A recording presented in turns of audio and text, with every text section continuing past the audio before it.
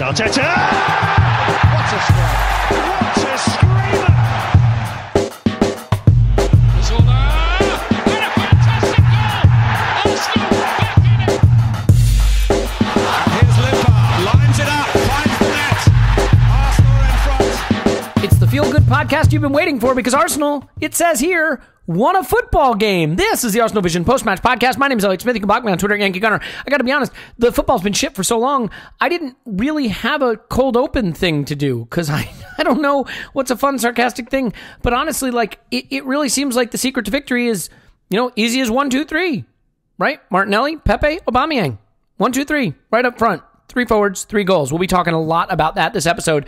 And we're just going to celebrate. We're going to celebrate the win. So while there may be issues with the first half that we'll touch on, and there may be issues with some individual performances that warrant maybe a little criticism, we're not going to put that up front. We're going to put the goals and the fun and the celebration up front because I think we all need it and we all deserve it.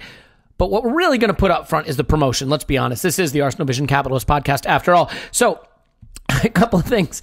First of all, we did an In the Spotlight on Martinelli, so I look forward to him never scoring another goal for Arsenal. But over on Patreon, if you want In the Spotlight, Gabriel Martinelli, Clive's on it, Paul's on it, Scott's on it, I'm on it, and it is on now. Also, if you want Clive to sing a Christmas carol, and I definitely want Clive to sing, or it can be a Christmas song, I want him to sing All I Want for Christmas Is You, but I don't feel like that suits his baritone, so we will debate that offline. You could theoretically make Paul or Tim or myself sing a Christmas song, but let's face it, you want it to be Clive. So sign up for The Athletic at theathletic.com/ClivePAFC. If you'd like it to be someone else, it could be /Yankee Gunner, /Stilberto, or /Paul AFC, because they would not do Posen in my pants. The Enclosed is back, sponsoring this fine podcast. They have sexy drawers. That's right, lingerie that comes right to your house. Your partner can wear it. Your relationship can be good. It's really that simple, and you'll hear about that later in the pod. But enough about that. Paul's on Twitter at Posen in my pants. Hello, Paz. Woohoo! Woohoo indeed. Clive's on Twitter at Clive AFC. Hello, Clive. Hello. And by the way, congratulations to Mark Aurelius, the patron who won our Project 36 competition. He will be getting the new retro shirt. That's what he chose, and that's what he's getting. Gary Smith, who put the whole thing together, is going to be getting a little Christmas present himself, and thanks to him. And we're doing another Project 36. Can you pick fewer points than the last one? We'll find out. In any event, I want to do this. Guys, I want to start with the goals because it was fun to score goals. It was fun to win a football game. It was fun to see each one of our forwards score. And so I just want to break them down one at a time and talk about the involvement of the players. So Clive, let's just start with the first goal. Trailing 1-0, needing a lift. Lucas Torreira starts it. Walk me through the goal and your perception of how it played out and what it says about the attacking move. Well, first things first, at the time we were playing terribly and we were wondering where the bottom was for this football club when we were really not showing any bravery to pass through the line. So, and then we finally did, and it arrives at Torreira's feet. And to be fair, there was a few players that showed bravery from the first minute, and he was one of them that wasn't afraid to lose it. And it was nice watching. Obviously, people started to trust each other and started to receive the ball on the move a lot more in the second half. And Torreira progresses up the left side of the pitch, and Kolasinac drives on into the space, and Martinelli pulls out of the space. And when the players can sometimes smell something, there was a gap there, and West Ham players were not as touch tight as they were early in the game. And onto Kolasinac, and what I really liked, I said this earlier in the other pod, was how Martinelli didn't run into the space, didn't close the space. He left the space there, giving himself room to run onto the ball. And it's classic forward play where Aubameyang was ahead. There's another line of attack there. Don't run onto the same line and kill his line. Make it 2 lines for the crosser to find. One of the things that Jurgen Klopp does, he has a crossing model, triangle model, where you have one at the front post, one at the middle, one at the back post. You try to create 3 lines or 3 positions where the cross can go to. And it's just a good way of getting efficiency in the box. And Martinelli was very cute, left the space, accelerated onto it, side foot, opened out his body, goal. But for me, I thought it was just a major moment. I'm sure we all felt how we were starting to lose a bit of hope with this team. We're thinking we could not take another defeat. And that moment sort of lifted it and lifted all of us. And not only that, the way he just picked the ball out of the net and came running out, that tells you about his mentality. And I think the team sparked from that moment there on, and I thought it No, we was all very excited, weren't we? All very excited. It was a punch the air moment because I have to admit, like, I had started to lean into the doom a little, like, because what can you do? You're losing away to West Ham. We haven't won since 2013. I checked the stats. I actually asked Scott because he's our data guy, and he said 2013 was the last time we won a football game. And Paul, I mean, you know, I actually had this feeling like if we win a football game, is it going to be a downer? And I mean that not even tongue in cheek, because then you look up at the table and you're like, oh my God, we really let this season slide away, didn't we? Like, that's when I think the reality is going to hit. But it didn't feel that way. It was a punch the air moment to get level, and it got better from there. But let's stick with this goal for a second. I thought, as much as Shaq has struggled, and maybe we'll come on to that later, I want to stay positive for now. I know, off-brand. I thought Torreira was our more productive or certainly progressive midfielder. And I thought it was a good game for him. And he picked the ball up deep and he carried it through the midfield. And I think what was really missing in the first half, demonstrably, was Xhaka would get the ball and they would drop off, and he did not want to carry it into the space in front of him. And so he would either go back or lateral, but there was really no progression because Ozil wasn't dropping in as much, which he did more in the second half, and we can come on to Ozil in a bit. And Xhaka wasn't willing to carry forward. Torreira took that responsibility to make the goal. So would you say that Torreira's contribution in the opening goal, or our opening goal, is sort of a microcosm of what he added to the game in the absence of another player doing that? Yeah, absolutely. And in fact, you can look at all three goals and argue yourself into, and I did, the fact that it was Torreira's pass that kicked all three goals off. Now, maybe the first one or the second one might be a little bit of a stretch that he got the first pass, but in all three of them, he was the progressive pass from the central midfielder for all three goals. And when I look back on the match, I got the impression that this was a game he was enjoying, even when it wasn't going particularly well for us. In the early days when Torreira came, we did our usual, as we did on the Patreon podcast, of looking for player comparisons, which are always woefully inappropriate and inadequate. But the one that always came to mind with me and Torreira was just the part of his game that's like Cazorla. And he seemed to have that when he first came to us. There are a whole bunch of things he can't do that Cazorla could, and Cazorla is arguably, maybe not arguably, world class, and maybe even still is if he lacks a little athleticism.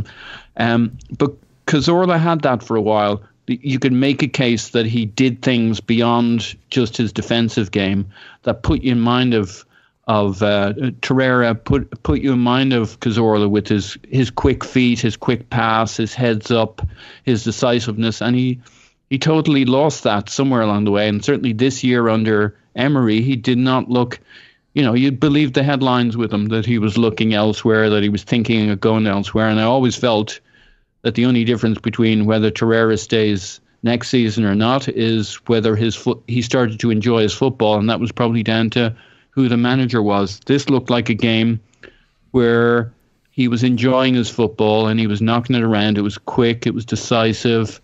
He wasn't making the mistakes he'd been making in more recent times, and he was the creative engine in midfield for a large part. I didn't think Xhaka had a total shocker by any means, and he showed some of his passing range and skills, but he also showed his capability to personify lead-in boots from time to time.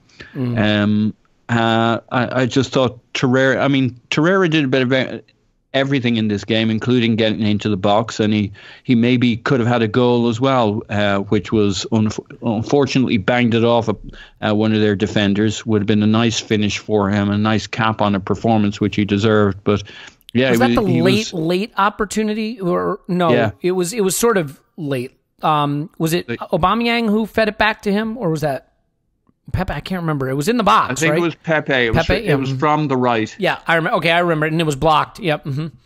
Yeah. He strikes it really sweetly. He does, yeah. I mean, sometimes there's just a player in the way, and sometimes there isn't. But that one looked goal bound. Same with Aubameyang's late chance at the death. Yeah. Yep. Mm-hmm. I almost didn't like that he was getting so far forward, because it was almost like he's doing too many roles. But Guendouzi comes on, and he still basically is the anchor in the team, which I like. And the midfield part of it is going to be very interesting, given Freddie's choices so far in his first 3 games. Yeah. Where the chips fall will be interesting, but maybe Torreira has done enough to prove that he's the first guy on the team sheet for midfield. Yeah, and at least for a little while. And what we'll come to later is that I think Shaq has done enough to prove that he should not be. But we'll talk about that in a bit. The thing that I love is just that Martinelli shows his intelligence off the ball in this moment, and you referenced it, Clive, in the way that he drifts out of the wide space, finds the pocket of space between the midfield and the defenders, and as Aubameyang's run takes the defenders deeper, he slides into the space behind. And Kolasinac, to his credit, the ball from Torreira to Kolasinac is not an easy through ball, and it's well played, but Kolasinac doesn't just put his head down and smash it. He plays it into a really intelligent space, and the first time finish is brilliant. And again, if you want more on Martinelli, we did a whole In the Spotlight on him today, so that's on Patreon. You can get it, but can I add a little bit on the Kolasinac cutback? Sure.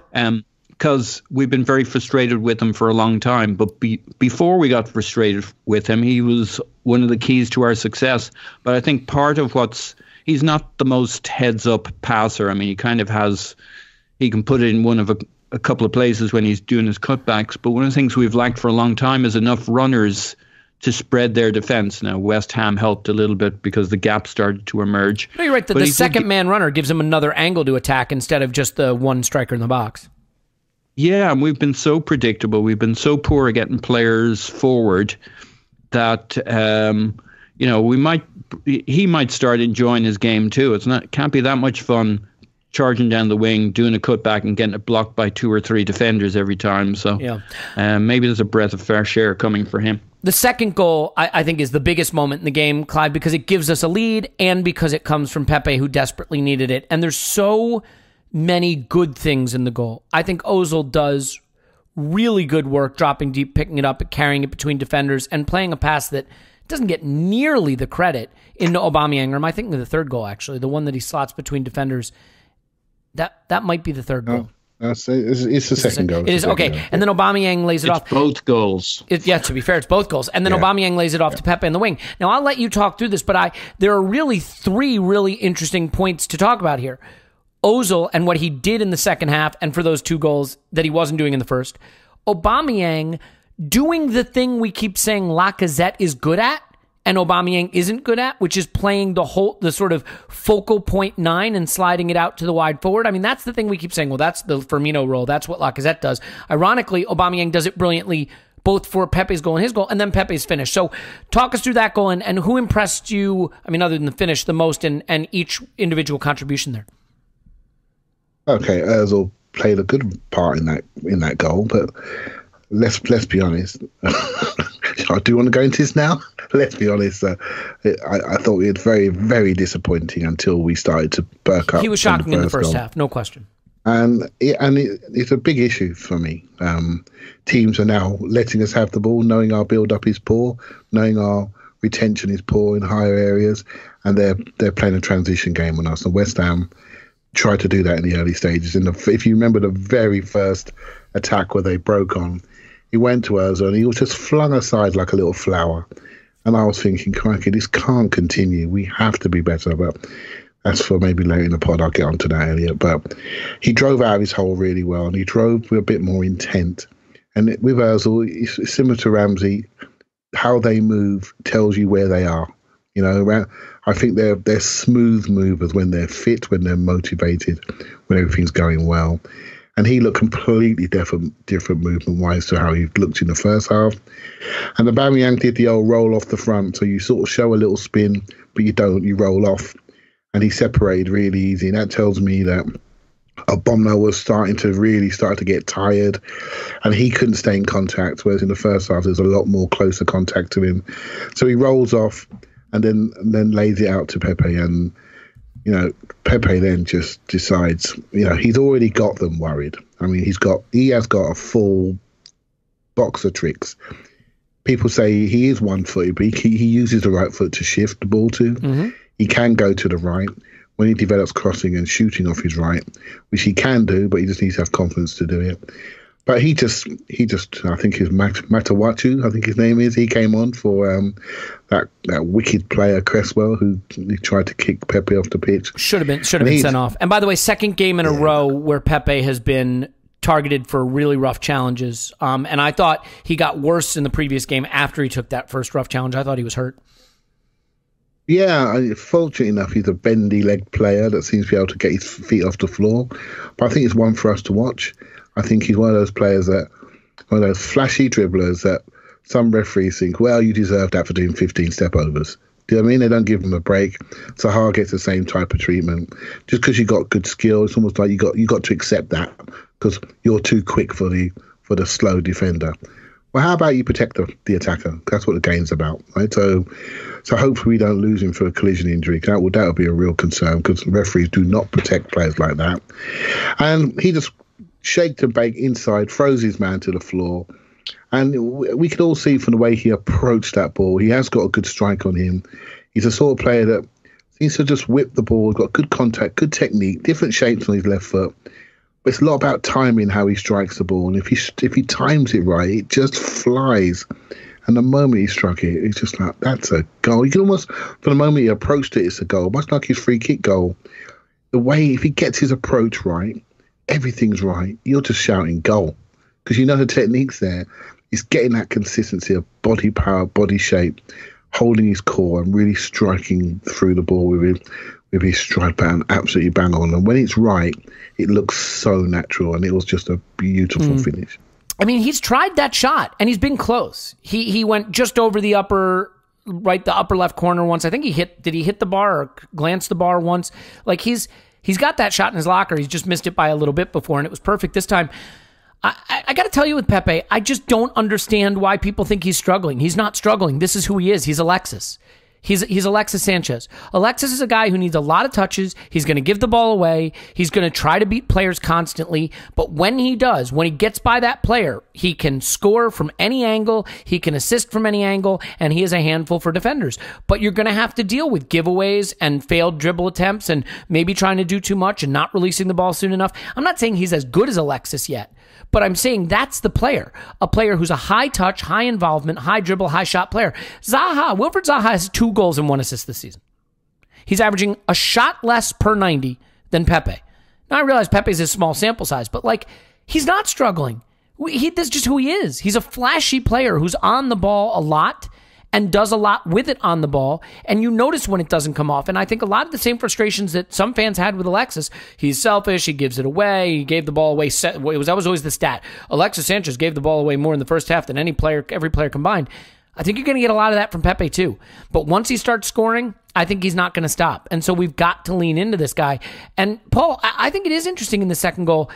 You know, the thing with Aubameyang is it was supposed to be the reason Lacazette is playing through the middle is he's more of the hold-up guy, more of the Firmino type, more of the, the back-to-goal kind of guy. And look, I'm not an idiot. I think he probably is that, but I think we maybe overstated that. I don't think his passing and distribution around the box is as good as maybe we would like it to be. And I think it's interesting that for the second and third goal, but especially this third goal, Aubameyang finds that pocket, drops in, gives it to Pepe, in the right spot, and Pepe does the rest from there. I mean, what's your take on Aubameyang maybe being able to do a little more of that than we give him credit for vis-a-vis Lacazette's role? Yeah, look, if you give Aubameyang just an extra yard over what he would normally get at the centre forward spot, I think his skills come to the fore. But I do think Lacazette is still that little. He's a level up when it comes to that kind of role when he's really getting targeted by the centre backs. He's more physical. Aubameyang doesn't like that physical tussle. I mean, it's just not his game. I don't mean it in a negative sense, but he'll tend to make the run. If he's getting beaten up, if he's getting kicked around, he'll tend to start making the runs out to a little more space because that's how he gets more joy. So I do think they do different things, but in a sense, playing Lacazette, a less mobile player compared to Aubameyang, kind of draws the situation where Lacazette needs to do that banging up against the centre backs. The beauty of our front four in this was the mobility, and you see it in all three goals. And you see, on the goal we're talking about here, or on the first goal, for example, you see Martinelli peeling off to the right, or the Pepe goal, sorry. You see Martinelli peeling off to the left. You see Pepe stretching it to the right, Aubameyang in the middle, Ozil having the space to play it through. And it kind of brings out the best of all four of those attacking players. And with Lacazette, it tends to draw to this more stodgy issue where you got the centres more crowded. And so, he's solving a problem, but he's solving a problem that style creates. Now, to be fair to Lacazette, he hasn't had a chance to play in this new look, optimistic energy in our legs Arsenal that we discovered late in the West Ham game. So he's also been under the late Emery cloud. So we'll see how that goes. I think it's very interesting with Pepe, though. He's kind of got a... I'd agree and disagree a little bit on the crisis thing. I don't think there's been a crisis with Pepe. I think it's been greatly overplayed. For the record, I'm not. That's not what I'm saying. I'm saying there's some people that feel frustrated with him and say he's struggling, and I don't see that personally. I guess I think he has. It's all relative. I think he has been struggling, and he's admitted as much. But that's not to say that he, to your point, that he isn't producing. It's just clear he's not at the level he could and should be. I think this put some wind in his sails. So I agree with you. He's been producing, and he's a factor. It's more, if anybody struggled from the way we play, it's him, because we've had so little activity in the attacking third, so few balls into anybody to do anything with. If you don't make your first one or two pay, that might be all you see for a half. So. This was a much more free-flowing, dynamic performance once we got going here, and he thrived. And as Clive referenced, this was basically like him hitting a rolling free kick. He's already hit two of those in the same area, the net. And as I watch it over and over on a loop here, he's so relaxed when he gets into the box here. He almost hits it like it's a practice game. So he was beginning to feel it here. And I think, if you look at the influence map, first half versus second half, I mean, everybody's so deep in the first half, and they're still a little too deep probably in the second half. But, I mean, it's Shaq and Torreira very deep, and Ozil really not doing much. Ozil so much more influential in the second half. The whole team was. I mean, we had so much possession.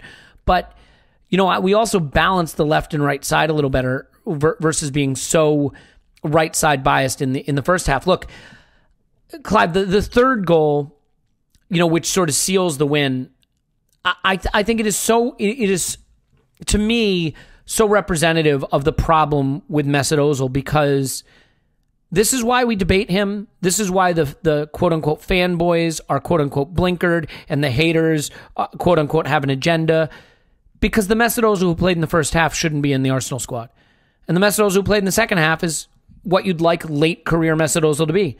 That pass to Aubameyang, he picks it up, sort of, Torreira does a nice job, spins away from pressure, carries it forward, slots it between two midfielders, and finds Ozil in that pocket of space between the lines, where when he's on his game, he's finding that space. He turns, he carries it, and takes out four defenders with a ball into Aubameyang in the box. Now, it didn't quite have the weight to put him in behind, but it gives him all the room to lay it off to Pepe, make the run in. Pepe with the perfectly chipped ball over the top, and Aubameyang finishes on the volley. What do you do with a player like Mesut Ozil, who I think that pass he plays to Aubameyang is, there are really very few players that find that space and then play that ball and have the vision for it, but that can't be all he does. So talk me through that goal and sort of your feeling about how you balance the poles of this player. Well, we can't balance him, can we? Let's be honest. We can't. He's been here since 2014, 2013, and we're still talking about it. So we can't unsee the smooth running and the passing at just the right amount of pace and information on it that a striker knows exactly what to do. We can't unsee that. So And a lot of times those moments are the best moments we remember. But we also can't unsee the weak ball retention, the lack of intensity, the hiding. I mean, it's just all within this game. If you ever do a rewatch, Elliot, I'm not going to commit you. I know you got lots on. But, I have quite a bit going on at the moment. But mate, if we were to rewatch of the first half, we'd have to do it. We'd have to do it from behind the settee. Honestly, it was desperate. And but then when it all moves, when it all looks good, he picks his moment to just be exactly what we hoped he would be.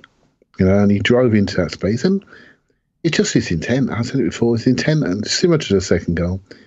Lovely way to pass. Aubameyang rolls off and then spins in behind. And I'm liking this. I think Aubameyang's build-up play has improved massively since he's been at Arsenal. I used to really argue with you, Elliot, about his ability to play centre forward based on the fact that every time he touched the ball, it broke down on him. And that's not the case. And if he does break down, his reaction to get it back is really, really good.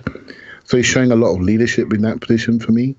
He's moved himself to a spinal role, and he's really, really showing for the ball. And when he's not having a good day, he works hard to get it back. And I think he wasn't the player that we were sold anyway. Do you see what I mean? Yeah. We thought we were going to get this bad attitude guy. We thought it'd be a disco dancer out all night. And basically, he's shown a lot of leadership. Hopefully, a lot of love for the club. And let's hope he sticks around. So he basically spins it out to Pepe. By now, Pepe's got everyone frozen 10 yards away from him. So they think they're closing him down, but they're not. Because they don't want to be embarrassed because he's got his head up, looking at them, staring him in their eyes, and the ball at his feet. And he dinks the ball in. It's a lovely pass. And I do think Pepe has got a lot of, I said this before, but I really mean this. He has a lot of skill sets that the young Mesut Ozil used to have. He's really a driving, what things wide, specifically creative forward. Okay. I'm just curious because you've said it, and it's so interesting to me, and I'd be curious to get some of the specifics, the characteristics where you see the similarities.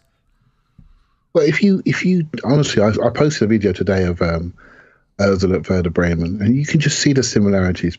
Lots of transition, waiting for people to jump to slide him, and he just accelerates away from them, hopping around people, shooting. Mesut Ozil used to shoot a lot and score a lot of goals. I think for 2 Germany World Cup campaigns, he was top scorer, banging shots. We all know when Ozil gets into the box now, we all know he's not shooting, didn't we? There was a moment when Ozil had a chance in a Pepe-type position in this game, and he was not shooting, and we all knew it. He was looking for a pass to the back stick. I think he dinked it over to Martinelli. That confidence to just shape, shift, and shoot. Are you telling me he's not got the technique to do it? He's completely transformed himself as a player. He's far more different. He's been much more aggressive. He's got all the step overs. He was a young number 11, maybe not quite as speedy as Pepe is, maybe not so fixated as wing play, but I do think Pepe's role will eventually be more of a creative wide that man. pass he plays to Aubameyang for the volley, that's the Mesut Ozil pass, right? Top right of the box, floated over the defenders perfectly onto the foot of the striker. I mean, that's the Ozil 1A position. Yeah, absolutely. But, we were talking earlier, weren't we, about where modern football's going with wide forwards and pivot centre forwards and free number 8s. So it's important that one of your wide forwards is very good creatively, as well as a scorer, as well as somebody that can go short, go long. He has got the game. We just need to give him time to show the game. And within this game, he showed everything. And so when you have a player doing that, being part of the build-up, running beyond, being part of the defensive unit, but also breaking and transition, also slowing the game down and moving the ball and progressing the ball in between the lines, you say to yourself, do we need a number 10? Do you see what I mean? It moved us away from number 10 football. And this is why I said very, very early on, look at the attributes of this player, look at the attributes of Mesut Ozil. Eventually, a manager's going to have to make a choice, because we could have a more of an all-court midfielder like Guendouzi in there, which solidifies our middle, gives us more build-up and personality in the middle of the pitch, but we still get the creativity in the top end of the pitch. I think that's really important, because there's no point in having 3 great forwards if no one can pass to each other. You see what I mean? Of course. So I do think this is a major change, and it allows us to be a far more modern club and move away from number 10 football.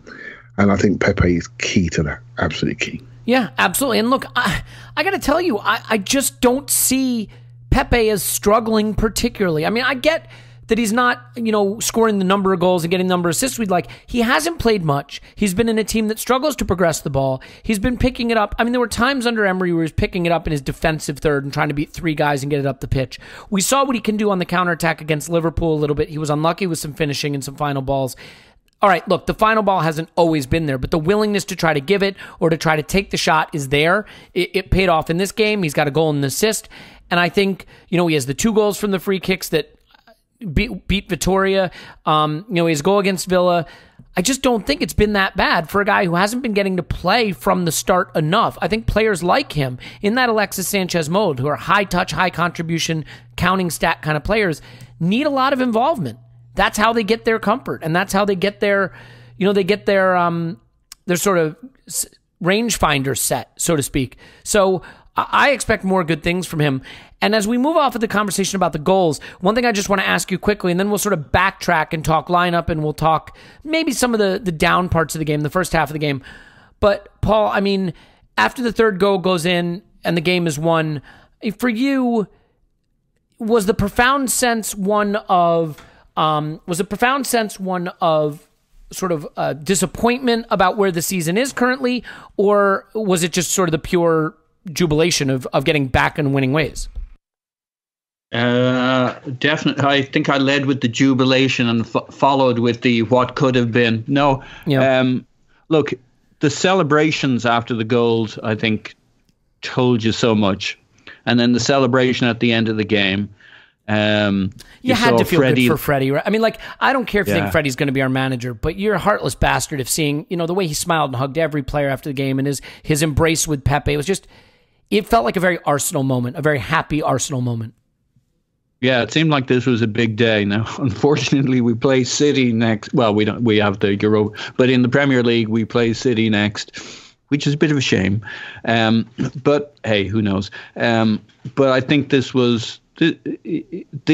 we could look back on this one and think this was a pretty significant day for our season beyond. We may perk up, we may do something in the Europa League. Who knows? Maybe somebody ahead of us will start to screw up in the Premier League. There is a lot of time left, and we might, if we fix the midfield, if Torreira does something for us in midfield and becomes an anchor there, we have an attack we saw in this game.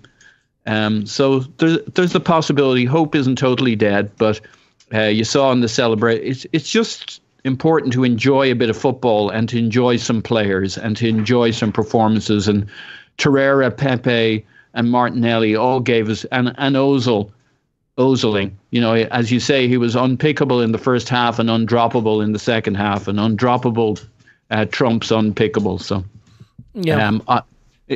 To enjoy watching certain players playing football again for Arsenal, it's been a while, so I'll take it.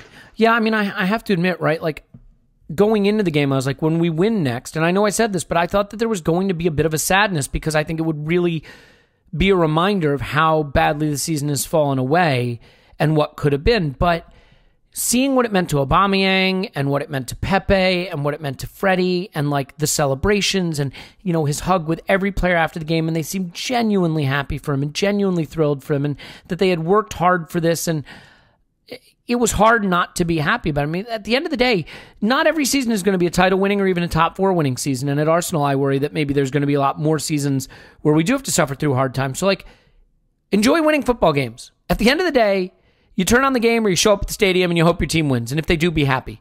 You know what I mean? Not everything has to be Machiavellian and about the destination. It can be about the journey. And winning a football game is fun. We scored 3 goals. As I said in the open, easy as 1, 2, 3. Our 3 forwards all scored, and that's beautiful. So I do want to talk about the lineup, the balance of playing with those 3 forwards, if that's the way forward, and some of the struggles we had in the first half and why that might have happened. And save that for the back because I think celebrating a win is important, and it is a great thing.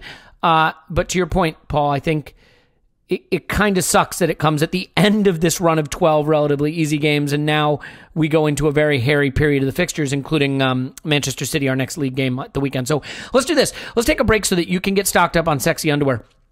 I mean, look, if you're in a relationship, there's no better way to make that relationship an exciting place than giving the gift of beautiful lingerie. I mean, that's it. That's what it boils down to. And you don't want to go through the mall or the store and have to buy it yourself. Just click. They'll take care of you. That's it. That's what the Enclosed does. So we're going to tell you all about that. We're going to take a break. You're going to hear about the Enclosed. Look, if you don't want to hear about the Enclosed anymore, or any of this stuff, The Athletic, the Enclosed, any of it, sign up for Patreon, and then you get the ad-free episodes. So that's another bonus. All right, look, enough of that. We'll take a break. We'll talk about sexy underwear, and then we'll come back and talk lineup and more after this. Stay with us. All right, it's time to tell you about our friends at The Enclosed. That's right, Enclosed Lingerie is back, and we are thrilled to have them back for the holiday season because it's just in time for you to get something for your partner. Forget the flowers and the sweaters or something like that, especially a gift certificate. Now you can get them high-end luxury lingerie from The Enclosed. You don't have to wander through a mall awkwardly. You don't have to worry about the fit or the quality because it's always going to be backed by a perfect fit guarantee. And we can get $35 off your multi-month purchase just by using Arsenal at checkout. Just go to enclosed.gifts. That's easy enough. Enclosed.gifts. Be a holiday hero. Get her what she wants. It's something that's great for the relationship. It's going to be beautiful. It's going to be high-end and fit perfectly every time. And then every month, you can look forward to that thing that is going to bring you closer together with that special person. So, enclosed.gifts is the site. Arsenal is the checkout code. Go there now to save $35 off any monthly, multi-month purchase. Enclosed.gifts. Do it now. All right, we're back, and now that that's sorted out, let's talk about the lineup. Look, Clive, we have over-scrutinized lineups this season, and the fact of the matter is that, like, you can get the lineup totally wrong, and if you have good players and good tactics, you can still win games, and you get the lineup totally right, and if you have players that are mutinous and want you out, and the tactics are bad, you can still lose games. I liked this lineup. I mean, bar the Xhaka decision, which I would have preferred Guendouzi, and we'll talk about Xhaka in a moment. I thought that the balance of the front three looked good. I think it's what everybody wanted. Pepe from the start, Oba through the middle, and someone, in this case Martinelli, on the left. It was a shame that Bellerin pulled up with the hamstring from the start and that we lost Tierney to the arm injury, I guess shoulder or elbow, something like that. Shoulder, I guess. Yeah, shoulder. So I mean, that's a shame. But leaving to one side just for a moment the way this lineup played, we'll come back to that. Were you as excited to sort of see a lineup that looked a little bit more balanced and a little more closer to what we would have probably deemed common sense, especially up front? Well, what it tells me is that Freddie's really good at understanding problems. And I think he's understood that David Luiz, good player, but drops too deep. Got to take him out, right? So David Luiz, decorated career, international career, PSG career, Chelsea career. It's his no scrub of a player, but I'm afraid at the moment he's completely ripped our structure apart by how he plays in defence. Callum Chambers, not as decorated a player. Been at Arsenal since 2014. We debate him. Well, I debate him. Debate his quality, but he understands. Well, he was our best defender on the day. Put it that way.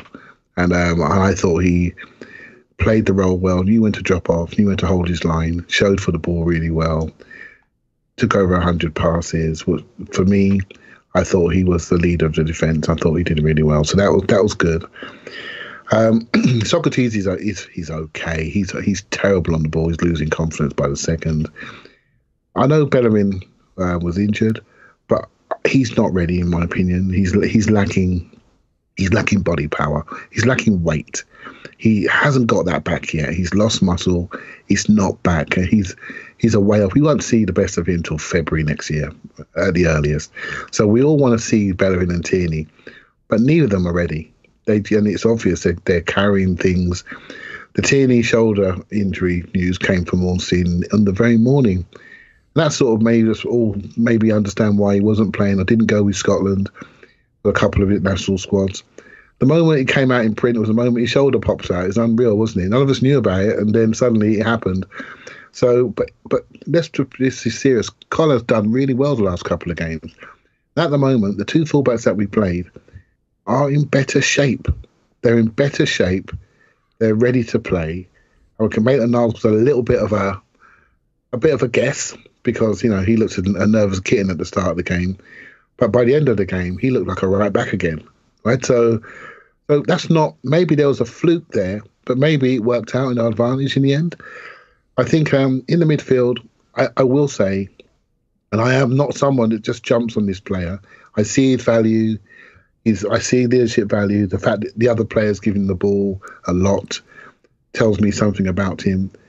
But I was really disappointed in Xhaka's performance in this game. I thought he was really not doing what he should be doing, which is leading. Being brave, playing passes, forward passes, not playing coward's passes, but really playing progressive passes that allowed us to build play. I felt he shied away from that. And yes, you make fouls. Yes, you do see things around the box. But you've always been a brave passer and a good range of passer and a sometimes accurate passer and a heavy-weighted passer. You didn't do it. You hid and you didn't do it. So, excuse me. I think that was that to me was a performance where I'm thinking, I've got to do something with you. You got to go. I thought you played like somebody who's in departure lounge, definitely. Torreira did really well. Pleased to see him. And Ozil was, he went with the team. When the team was crap, he was crap. When the team was good, he was good. We got quite a few of those. I call them good time players. Right, so who are the ones that are going to stand up when the team is not so good? And I will put Chambers, Torreira, eventually Maitland-Niles, but I may be slightly biased there because I like the player. But they were the ones for me that stood out, and Martinelli, obviously. They were the ones that said from the first minute, I'm going to try and play. I'm not scared to play. Whereas the others were absolutely wrapped in their own fear and lack of confidence. And, of course, they all broke out at the same time. So I didn't mind the shape. I have queries about that third midfielder, about the Ozil position. But when Ozil plays well, there's no query. But if I look into the squad and I look back at that number 10 position or that third 3-8, I'm thinking maybe it's time for Xhaka to come out. Guendouzi comes in. Maybe? Yeah, maybe. I'm being honest, He's so bad. Come on. He is bad. He has got to go, but sometimes we miss him as well. Strange as that may be, that may be an issue in itself. But sometimes when he's not there, we miss him. So can I just make one point on that, just real quick? I am not going to sit here and pretend that Granit Xhaka has never been any good at anything and is useless, because that is hyperbole. And while I like to lean into hyperbole at times, it is hyperbole. I thought he was terrible in this game, but that's another story. But what I will say, Clive, is if you have a player who is not getting it done regularly and holds your team back, and you have another player in his position who is 20 years old and is the future, at some point you say, I'm just going to give the role to the guy who's our future, not the guy who's our past. Yeah, we all agree with that earlier. And I think, but there were times when Guendouzi's played a lot of minutes this season and he started to look a little bit leggy and he's been taken out. I bet you he's going to want to come in and play really well from now on. Sometimes you just need a break. Yeah, that's all right. That's fine. And I kind of get the feeling, Clive, I'd like to check it with you, but in a way, Guendouzi's been trying to do too much the last few games. Apart from looking tired, he's also held onto the ball. He's over dribbled. He's over whatever. And the thing about the Xhaka-Torreira partnership, he may not have had a brilliant game, but he kind of holds his position and gives Torreira a little bit of a platform to do a bit of Cazorla stuff out of the midfield. And you don't get that with, it's not that it can't work with Guendouzi, but there's too much going on at the moment, I think, for Freddie. He needed a bit of stability in midfield, and Guendouzi's he's doing too much right now. He kind of needs to be settled down. I mean, come on, guys. let's not be revisionist. I'm not trying to kill the guy, but he gave the ball away in terrible places on multiple times. They almost got to go off. Positionally is where I'm coming at here. We're talking about team selection. We talk about team selection, aren't we? And you can see what Freddie's doing, right? When you pick that midfield three, you're picking a three. You're not picking a one. Then you're saying many of us think that's a fair point. Yeah. Many of us think that Guendouzi is the future. We all agree with you. Everything you said there is absolutely word perfect. But Guendouzi, Ozil, and Torreira, I want to see how many games that three have won. Right, so nobody's won any games. Exactly what Paul says. Right, what he's trying to do is if I'm investing in Ozil, I know he's not great on the comeback, But you know what? I've got to compensate for him. So is it Guendouzi who basically cares so much about this team and the midfield area that he tries to cover every blade of grass? Or do I pick somebody who's going to stand in his hole? And he went with the more static guy, right? So it's either or. You got to always decide when you're selecting a team. Who am I investing in today? If Ozil plays, you've got to compensate for him. Just not pretend what the guy can do. He can't do it. There are periods in that game where I felt we had 10 men. But when we were on top, I felt it looked like we had 13 men. Do you see what I mean? And that's how good he is, you know? So you have to decide who you're going to invest in. You can't just pick a Harlem Globetrotter team. You have to get the balance right. And I was just going to move on to the fact, you know, if we're going to move away from number 10 football and projecting forward, there's a player potentially can do that 8 role in a year's time in Smith Rowe. Is exactly what we need, an 8 that can carry, that stays in there, works 2 ways, but can carry out of his spot. Or is it going to be Willock on another day? I mean, Ceballos can do a little of that. Do you think that, and Ceballos is not the future, I get it, but you don't think Guendouzi, I mean, the reason I thought he would have been helpful here, and just give me one bit of room here to just explain, because I don't want people to think I'm just killing Xhaka because I don't like the guy. Look, the high-profile things he did wrong are clear. He played that insane head-down pass across the midfield that got easily taken away and then turned into a corner where he didn't put his head in, turned his back. He did the same thing for their goal. But, like, those are the big high-profile things. The thing that bothered me, Clive, is where I think our first half really was struggling was when you drop off Xhaka, he won't stride out. And Torreira did some of that for him in the second half, and it made all the difference. You saw the difference it made on the first goal. Spun past a man and strided out. I think Guendouzi can do that. I think the reason Xhaka is wrong for us, especially against these smaller teams where we've struggled, is we know if you press him, he's going to lose the ball a lot. But if you don't press him, yes, he can sometimes play those sort of Hollywood diagonals, but Clive, if he won't stride out, Mesut Ozil, I agree. He was kind of he can't. But look, Mesut Ozil was kind of a disgrace in the first half. I don't deny that. But in the second half, when Torreira got more involved and took more responsibility for progressing it, like 2 of those goals come from Ozil in that half space between the lines and the half space, and Torreira giving him the ball. There really wasn't a lot of that in the first half, and I think it's because Xhaka is just he doesn't cover any ground. I mean, am I explaining myself effectively? Probably not. But you want to build on that? You absolutely are. There was no connectivity, was there? No, there was no exactly, connectivity. Yes. And there was no one making angles to receive the ball. People were standing next to each other, marking each other. And then it's going back to Chambers, hence why you had 4,000 passes, right? So Chambers and Socrates, I haven't seen a pass map yet, but I'll tell you what, that's going to be a thick line, isn't it? It's got to be, right? So, and so that there was a lack of bravery. Let's call it what it is, right? For me, we've lost the bravery to progress the ball when we lack confidence. And when we had confidence, we progressed the ball beautifully. The start of the year, we sold 2 players or moved 2 players on in Iwobi and Mkhitaryan, who for me specialise in build-up. They get the ball in those spaces, they turn, and they then set the forwards away. So we were relying on Pepe, who was good and then bad in the next 2 seconds, and then Ozil, who was bad. And so we didn't even have a pass to play forward. We didn't progress. They wanted to get into those areas, nick it, and then transition on us. So for me, Arsenal have to work on build-up. We have to be more secure in those roles, in those half spaces. We have to be better, because that is what's going to set this team away. Because if that's more accurate, we will not get transitioned on, and then we'll be in areas where we want to be. And we're quite good around the box, as we saw last night. We are quite good around the box if we progress the ball accurately. We are relying on Pepe, we are relying on Ozil to do that, and we're relying on Xhaka to fizz those balls in accurately. What we found was Xhaka did not do his job. Torreira took over that job, and we relied on a young kid to hold the ball, get us going before the rest of the team followed. So the progression point for Freddie is, how can I improve the build-up? How can I be more secure to make us less vulnerable to transitions? Who's going to stand up?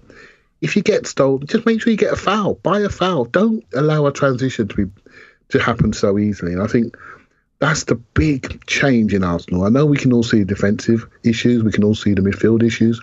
But the reason why we see them so clearly is because we don't secure the ball in the half spaces as we're building up play as well as we did last season. And look, So, you know what, Paul? Let's talk about it this way, because I'm getting, I realize I'm kind of going after Xhaka, and I don't.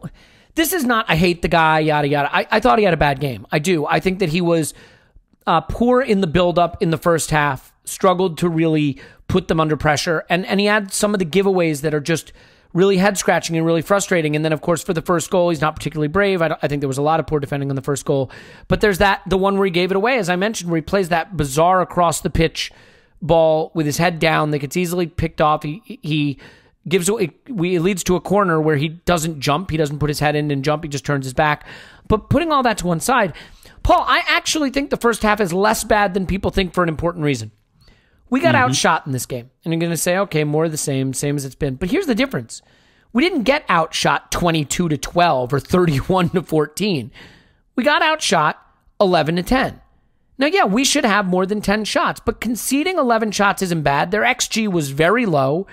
They didn't really create a lot. The first half, under Emery, when we were bad, we got dominated.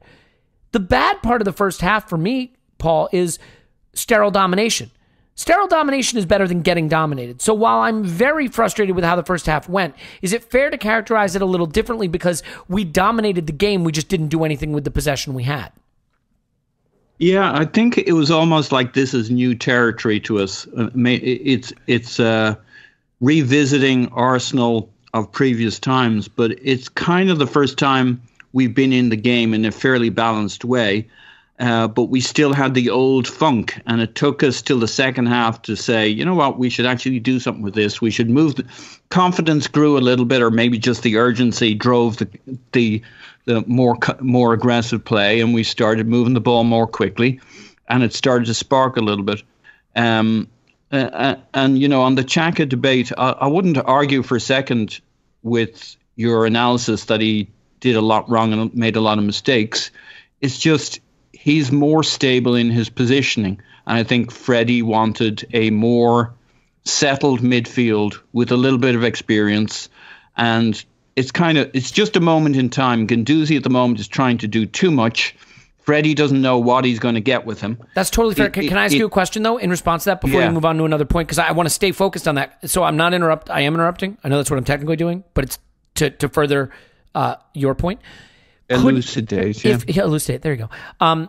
If Torreira's on the pitch, in theory, isn't Torreira the guy who provides the positional stability so that his partner can range and rove and carry and probe, and that's why I think having Xhaka and Torreira, like the one thing we know about Torreira, he actually did some really good progressive passing in this game and moving the ball forward in the second half, but that's not principally what you want his responsibility to be. So, like, if you put a Guendouzi in there and let him range and rove and pass and probe and be progressive, Torreira can really be the guy who keeps it ticking over and stays positionally sound. Gaps are too big at the moment. They don't. It doesn't have to be that way, but they're too big. I think he wanted two central midfielders that would stay within 10 or 15 yards of each other.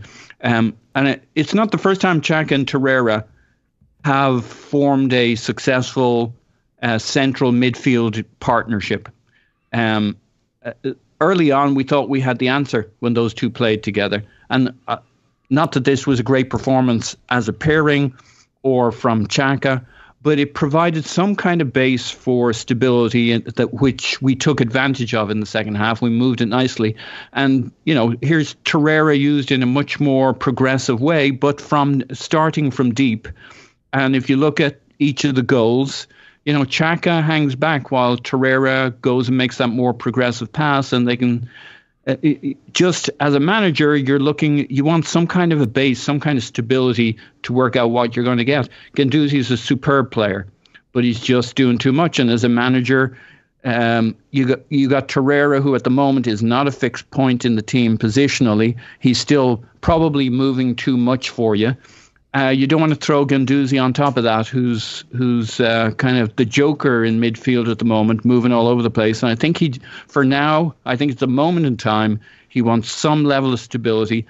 If I'm reading the tea leaves right, he's at least come up with the right answer that maybe Torreira is the first name on the sheet, and it's a question of today who's the best partner for him. And I think against West Ham, the best partner might have been Xhaka till he gets Guendouzi settled down, stops him travelling all over the pitch, and keeps it within a narrower radius while we find our feet and get some level of control across the team. And I think the other thing in terms of lineup, we've hammered Socrates by implication here a little bit. Playing Chambers, I agree with Clive's point on Luis in terms of his vulnerability when the game's getting stretched or when we're playing a high line, etc. He doesn't like it. He wants to drop back. So you put in Chambers, you push Socrates across, and he's not great on the ball, and he's not a great passer, but that doesn't help him any playing from the left. So I don't think we should be. I guess I'm not as down on Socrates. I think he had a horrible game in terms of possession on the ball, etc. But it is him who loses out a little bit. It'll be interesting to see against City whether the fact that we're likely to have a lot less possession means it's Luis time again. Experience will be sitting a little deeper. Socrates will go back to the right, and that may be our pairing again. But as we started off talking about lineups here, I do think there's some interesting choices to be made at centre back for the City game. I think it's deck chairs on the Titanic at centre back, unfortunately. So I think whoever's back there, we're going to wind up wishing it was someone else back there. My only point to you, Paul, about the positional security thing is, if you're picking Xhaka because he's more positionally disciplined than Guendouzi, and fair enough, then the player you're picking because he gives you a little more structure and positional stability can't also be a guy who kills you twice a game giving away goals by giving the ball away cheaply in your own defensive third. You know what I mean? Like whatever benefit you gain from his positional security. I do see that. Right. You get what I'm saying. Think it's a small point. Yeah. It's a moment in time, though. If this were in a few weeks' time, he just wanted something he could hang his hat on, and that's a little bit of stability, because he's decided, I could be wrong here, Torreira's the answer. Who do I put beside him for at least him to shine? And I think he decided Xhaka's a better bet right for this game than Guendouzi, who's just doing too much. I will also say this. I think Guendouzi got a little too much heat for his Norwich performance, and when Clive and I watched it back for the Patreon rewatch, it was actually a lot more encouraging than I expected. I think that's fair, but I have been saying for a while Guendouzi's doing just too bloody much. That's fair. It's just a balance discussion. It's not a player discussion. It's about balance. If we were to play 3 in, then we'd have a different balance that maybe allows Guendouzi to be. Well, we have to play 3 in against City, right? We can't afford Ozil against City, so we'll see 3 in, right? Yeah, I think so, but we'll see. There seems to be a bit of a bond between Ozil and Nürnberg, and for all my criticism of Ozil in the first half, and there's a much deeper discussion to have about that whole situation with Ozil and the contract and et cetera, but he showed some real leadership towards the end of that game. Really did, and it's interesting. You see him talking to a manager. There seems to be some sort of technical bond between those two. So let's see what happens. He's getting older. He's growing up. Aubameyang seem to be finding each other and enjoying playing together for maybe the first time in a while. Yeah, I have issues about that player, but he's our player, so I try to find ways to like it. But yeah, I'm looking at this. A new manager, he has to show up. He obviously did not really show up for the old manager. There are issues there ongoing. He has to show up, right? So it's interesting to see how he develops himself and what he does for the team and how he develops his role. He's 30 years of age now. He can't do the stuff he was doing at Werder Bremen and Real Madrid any longer. What are you going to do? How are you going to develop the later years of your career to make yourself valuable to any team? You're going to have to do certain jobs that you don't like doing. Right, so you're going to have to. You cannot stay in a top elite environment and only do what you like to do. Once he realises that, it'll be interesting to see what his value is to the team, and if he can keep holding his value to the team. Yeah. But I have to say, last third, I thought he did very well. Yeah, I mean, the problem with this game, right, is if you only saw the second half, you would have a very different view of a lot of the players than the first half. And again, the problem first half for me wasn't that we got dominated. We didn't. We dominated the game. We just didn't go anywhere with it. And I think that has been an issue for us this season, is how to progress the ball. And maybe some of it is the weakness of the fullbacks again. I mean, you look at the teams that are really, really good, and they don't just play it right through the middle of you. They go down the wings. I mean, the best team in England has the best fullbacks in England, and that's not a coincidence at this point in time, I don't think. Let's have a word before you have to go, Clive, before we all have to go, for Maitland-Niles, because this is such a weird situation. A guy who basically said, I'm a celebrity, get me out of here, except he said, I'm not a fullback, get me out of here, and talked himself right out of being in the team.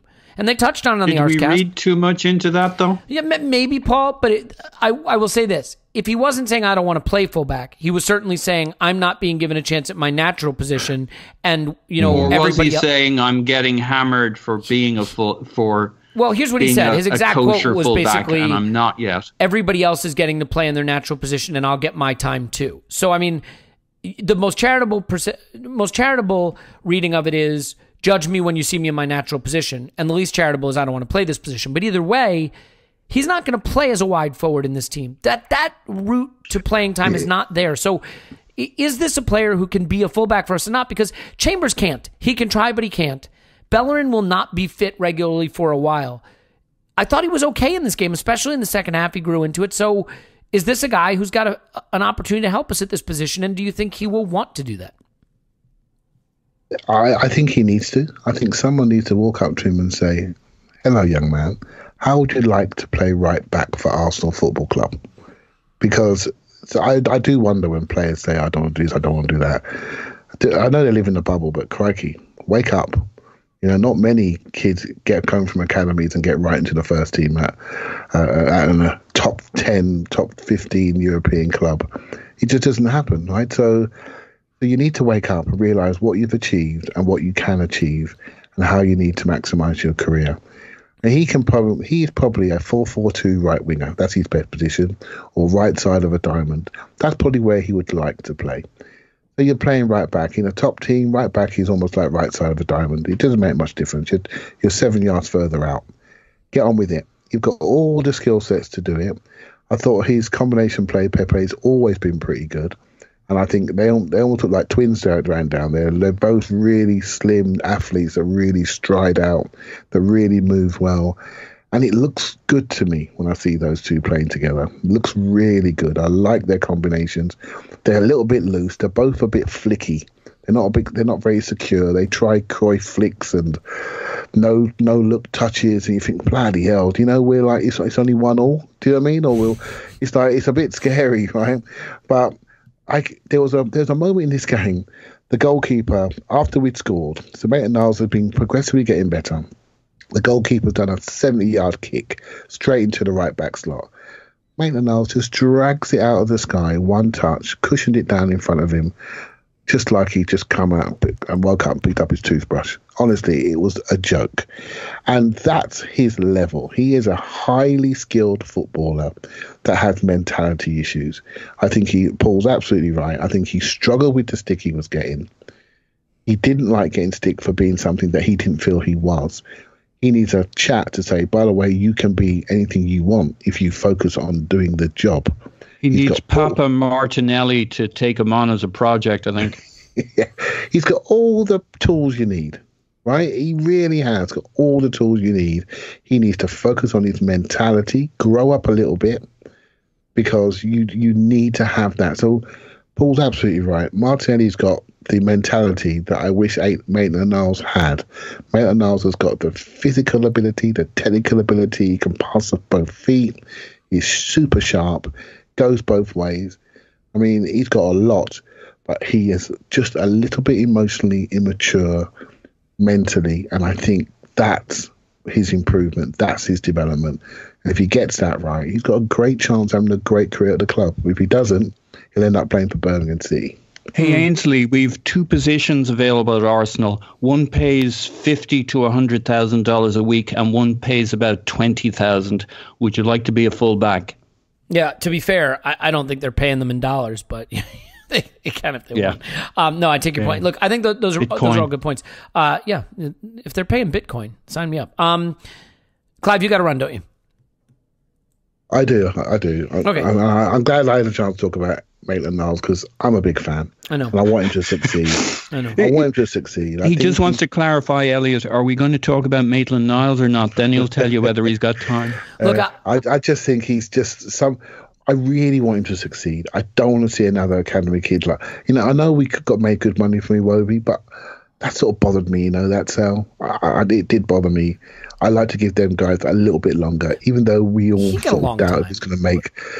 Even though we all sort of doubt he's going to make the very top level, I'd like to see others go before one of the academy kids go. That's just my personal opinion. I'm not saying everyone's got to agree with me, but I want to see Maitland-Niles make it. I want to see him do more to make more people trust him because he has the ability. It's all about how he applies it.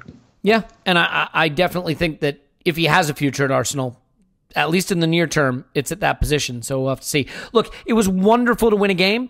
It was wonderful to get our front line scoring. I think Freddie has to stick with this front line, or at least the idea of playing Oba up front with wingers on either side. I think it's clear from the way he celebrated with Pepe and the look on Pepe's face and just the relief everybody had and the joy. I think Pepe's going to get a run on the side now, and I wouldn't be surprised if he makes people who doubted him look pretty silly over the next few weeks. So we'll see. The next hurdle, of course, for Freddie is rotate all these guys out for Standard. We don't need to play them.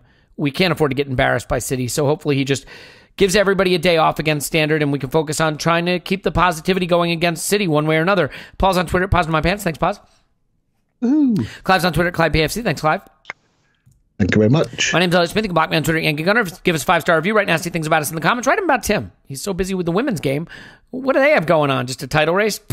Anyway, look, we've got the In the Spotlight Martinelli. I know we didn't go as deep on him as we probably could have. Maybe we'll save that for the post-Liège pod, but there's a hole in the spotlight on Martinelli over on Patreon, and we really do appreciate you. If you want Clive to sing the Christmas Carol, just go to theathletic.com/ClivePAFC, sign up, and then he'll have to sing. So that's what we're all rooting for. I think it's fair to say everybody wants that. In any event, we love you. Thanks for hanging with us through the losses. We appreciate you being here through the wins, and whatever happens on the pitch, we're all in it together. We love each other, and we have each other, and that's what makes Arsenal special. So we will leave it there and talk to you after Arsenal 10, Standard 0.